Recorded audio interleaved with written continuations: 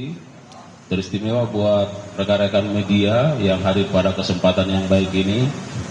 Yang pertama tentu kita memanjatkan puji syukur kehadirat Tuhan Yang Maha Kuasa karena masih terus diberikan nikmat sehat hingga pada malam hari ini kita bisa melakukan berbagai aktivitas dan termasuk melakukan preskon pada kesempatan yang baik ini.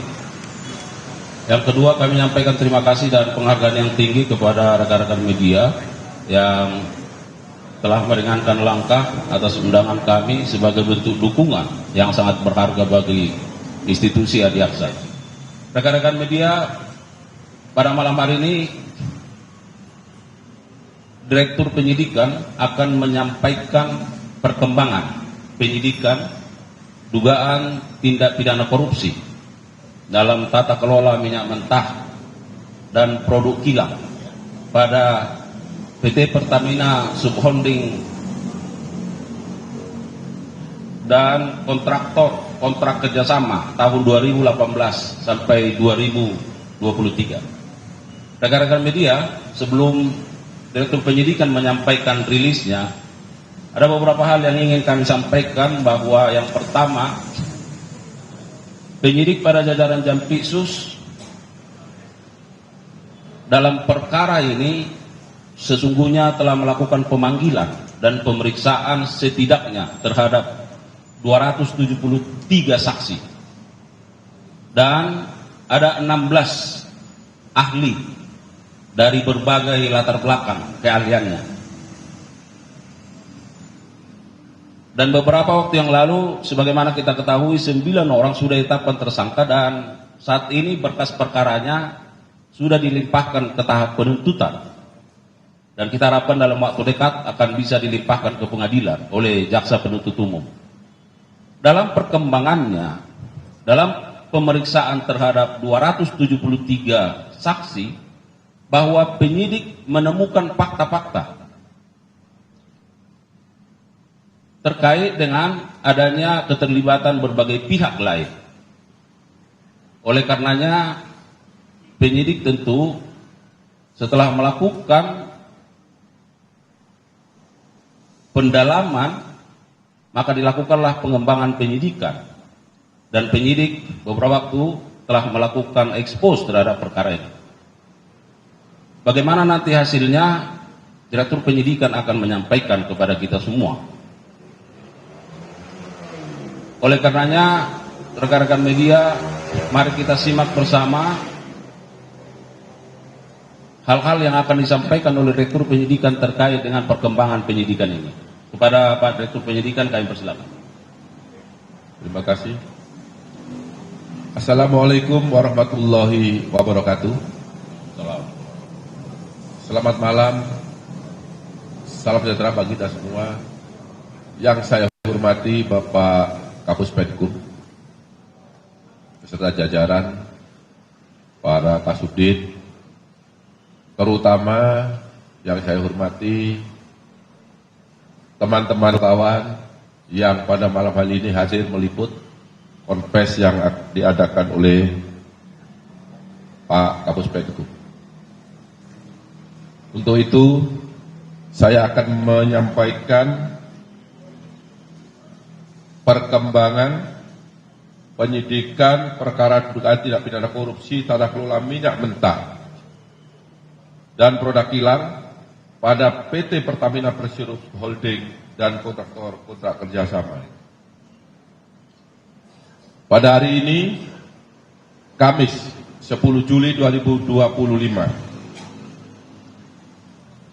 disampaikan perkembangan penanganan perkara dimaksud, yaitu perkara dugaan tindak pidana korupsi dalam tata kelola minyak mentah dan produk kilang pada PT Pertamina Persero Subholding dan kontraktor kontrak kerjasama tahun 2018 sampai dengan tahun 2023. Dari hasil penyidikan yang dilakukan secara maraton dengan jumlah saksi sebagaimana yang telah disampaikan oleh Pak Kapus Penkum, tim penyidik menyimpulkan telah diperoleh alat bukti yang cukup untuk menetapkan sebanyak 9 tersangka. Adapun ke-9 tersangka tersebut dapat saya sampaikan sebagai berikut. Yang pertama, tersangka AN selaku Vice President Suplai dan Distribusi Kantor Pusat PT Pertamina tahun 2011 sampai dengan tahun 2015. Yang kedua, tersangka HB selaku Direktur Pemasaran dan Niaga PT Pertamina pada tahun 2014. Yang ketiga, tersangka TN selaku VP Integrated Supply Chain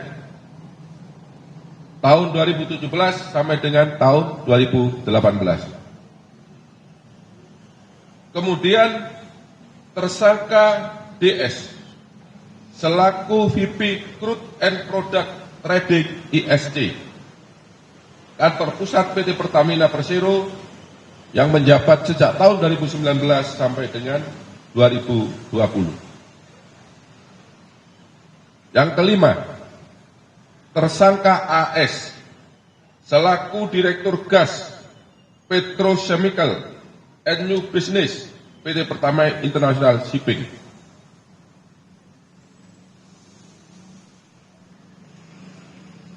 Kemudian yang keenam, tersangka HW selaku mantan SVP Integrated Supply Chain tahun 2018 sampai dengan tahun 2020. Kemudian yang ketujuh, tersangka MH selaku Business Development Manager PT Trafigura yang menjabat tahun 2019 sampai dengan tahun 2021. Kedelapan, tersangka IP selaku Business Development Manager PT Mahameru Kencana Abadi. Kesembilan, tersangka MRC selaku Beneficial Owner PT Tangki Merak dan PT Orbit Terminal Merak. Untuk para pejabat di PT Pertamina, sebagaimana yang saya sebutkan tadi, karena yang bersangkutan beberapa kali menjabat di tempat yang berbeda, maka tidak saya sebutkan jabatannya satu persatu.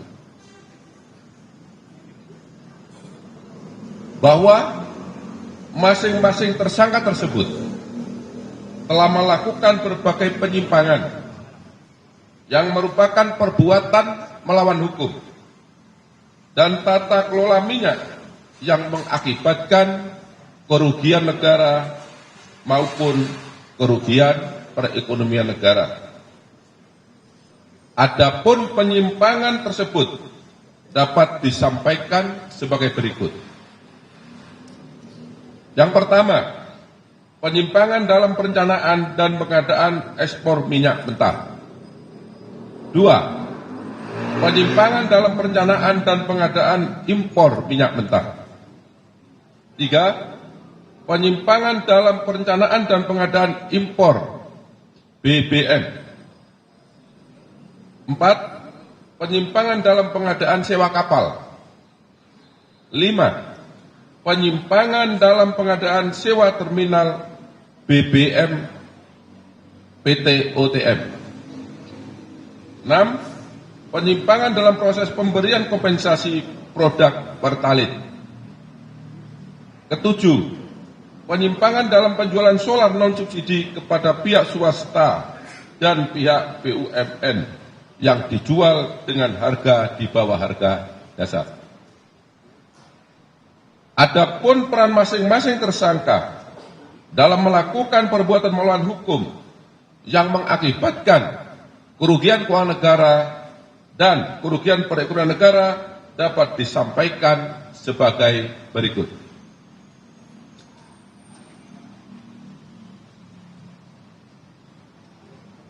Tersangka AN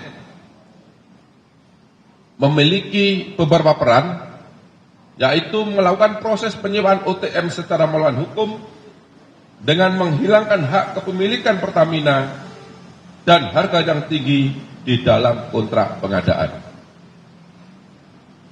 Bersama dengan tersangka HB melakukan proses penunjukan langsung kerjasama sewa TBB Merak secara melawan hukum. Melakukan negosiasi harga sewa dengan mengakomodir nilai sewa yang mahal, yaitu sebesar 6,5 USD per kiloliter dengan menghilangkan skema pemilikan aset PT UTM. Selanjutnya, melakukan proses penjualan solar di bawah harga dasar secara melawan hukum kepada pihak BUMN dan pihak swasta. Dan yang terakhir, yang bersangkutan berperan dalam penyusunan formula kompensasi yang tinggi untuk produk Pertalite secara melawan hukum. Tersangka HB bersama dengan tersangka AN mengakomodir penawaran dan melakukan proses penunjukan langsung kerjasama TBB Merak secara melawan hukum yang seharusnya dilakukan dengan cara pelelangan. Kemudian melakukan proses penyewaan OTM secara melawan hukum dengan menghilangkan hak kepemilikan Pertamina atas objek sewa terminal BBM Merak dan harga yang tinggi dalam kontrak atau perjanjian. 3. Tersangka TN melakukan dan menyetujui pengadaan impor minyak mentah dengan mengundang demut atau supplier yang tidak memenuhi syarat sebagai peserta lelang, karena yang bersangkutan dikenakan sanksi karena tidak mengembalikan kelebihan bayar. Kemudian menyetujui demut atau supplier tersebut sebagai pemenang lelang, meskipun praktek pelaksanaan pengadaan tidak sesuai dengan prinsip dan etika pengadaan, yaitu volume basit yang dicantumkan dalam lelang impor minyak mentah dan perlakuan istimewa kepada supplier tersebut. Untuk tersangka DS bersama dengan tersangka SDS dan tersangka JF melakukan ekspor penjualan minyak mentah bagian negara dan anak perusahaan hulu minyak Pertamina tahun 2021 dengan alasan terjadi ekses terhadap MMKBN dan anak perusahaan hulu Pertamina tersebut, padahal yang seharusnya minyak mentah tersebut masih dapat diserap oleh kilang dan tidak ekses, yang harusnya dipergunakan untuk memenuhi kebutuhan minyak mentah dalam negeri. Kemudian di waktu yang sama, DS bersama dengan tersangka SDS dan tersangka YF melakukan impor minyak mentah dengan jenis yang sama dari luar negeri dengan harga yang lebih mahal. Maksudnya minyak mentah yang kualitas sama dengan harga minyak mentah di dalam negeri, tetapi harga impor ini, minyak mentah yang diimpor dengan kualitas yang sama ini, harganya lebih tinggi. Untuk tersangka AS, bersama-sama dengan tersangka SDS dan tersangka DW, bersepakat menambah dan menaikkan nilai sewa kapal sebesar 13% dari nilai sewa kapal Olimpik Luna dari Afrika ke Indonesia, dengan maksud agar harga pengadaan sewa kapal bisa di-up menjadi 5 juta US dollar Amerika, yang seharusnya berdasarkan harga publikasi atau harga HPS hanya sebesar 3.765.712 US dollar Amerika. Selanjutnya AS bersama-sama dengan tersangka DW dan tersangka AP mengkoordinasikan agar kapal Suezmax milik PT Jenggala Maritim Nusantara dimenangkan dalam proses pengadaan tender time charter di PT Pertamina International Shipping dengan cara mencantumkan syarat yang hanya bisa dipenuhi oleh kapal Suezmax milik PT Jenggala Maritim Nusantara. Kemudian tersangka HW melakukan kesepakatan dengan tersangka MH dan tersangka EC untuk melakukan penunjukan langsung kepada Trafigura Asia Trading sebagai penyedia dalam pengadaan produk gasolin untuk kebutuhan semester pertama tahun 2021. Padahal seharusnya pengadaan tersebut dilakukan melalui proses lelang khusus, di mana semua mitra atau demut diundang untuk mengikuti tender atau lelang. Tetapi dalam kenyataannya, Trafigura Asia Trading tidak terdaftar sebagai mitra atau demut Pertamina yang seharusnya tidak dapat mengikuti pengadaan atau lelang. Kemudian HW menyetujui dan menandatangani kontrak penjualan solar kepada pihak swasta yang diketahui bahwa harga dalam kontrak tersebut di bawah harga dasar. Yang ketujuh, tersangka MH bersama-sama dengan tersangka HW dan EC bersepakat memenangkan kepada Trafigura Asia Trading dengan penunjukan langsung secara melawan hukum dalam pengadaan produk gasolin untuk semester pertama tahun 2021, yang mana diketahui bahwa Trafigura Asia Trading tidak terdaftar sebagai mitra atau demut di PT Pertamina Patraniaga yang seharusnya tidak dapat mengikuti atau tidak dapat diikut sertakan sebagai peserta lelang atau pengadaan. Kedelapan, tersangka IP bersama-sama dengan tersangka AP dengan sepengetahuan tersangka AS melakukan pengangkutan minyak mentah S-Krafos secara koloding menggunakan kapal Olympic Luna dari Afrika ke Indonesia, sehingga pengadaan bisa dilakukan secara penunjukan langsung dan juga mengondisikan harga penawaran agar sesuai dengan markup harga yang sudah disepakati bersama antara tersangka AS, tersangka SDS, dan tersangka DW. Sehingga dari selisih harga tersebut mengakibatkan kemahalan harga sebesar 15 aplikasi atau nilai HPS, dan tersangka DW mendapatkan keuntungan sebesar 3% dari nilai selisih tersebut. Kemudian yang terakhir, tersangka MRC melakukan perbuatan secara bersama-sama dengan tersangka HB, tersangka AN, dan tersangka GRJ secara melawan hukum untuk terminal BBM Tangki Merak dengan melakukan intervensi kebijakan tata kelola PT Pertamina berupa memasukkan rencana kerjasama penyewaan terminal BBM Merak yang pada saat itu PT Pertamina belum memerlukan tambahan penyimpanan stok BBM. Kemudian menghilangkan skema kepemilikan aset terminal BBM Merak dalam kontrak kerjasama serta menetapkan harga kontrak yang sangat tinggi. Para teman-teman wartawan yang saya hormati, ini tadi sebagian perbuatan material yang dilakukan oleh para tersangka, tetapi belum saya seluruhnya kita sampaikan di sini karena sangat banyaknya perbuatan-perbuatan yang dilakukan oleh para tersangka tersebut.